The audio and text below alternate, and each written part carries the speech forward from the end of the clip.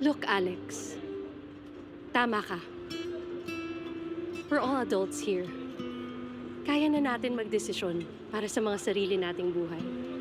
And Alex, I respect your decision. Ayoko lang dumating sa point na pagsisihan mo yung desisyon mo.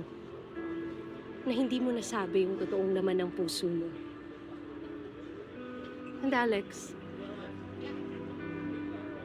look, hindi ko gustong mangialam. Pero tignan mo, kahit hindi ako sure kay Mr. Sean Salindong, binuksan ko pa rin yung puso ko. Kasi, malay mo, baka lang naman, sa dami ng atraso ng buhay ko, nahanap ko pa din yung happily ever after ko.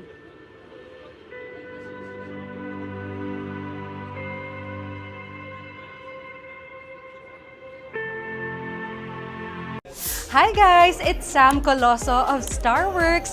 At kung trip mo pa ang more fun and more ganap, i-click nyo na yung next video right here. And of course, don't forget to subscribe sa TV5 YouTube channel.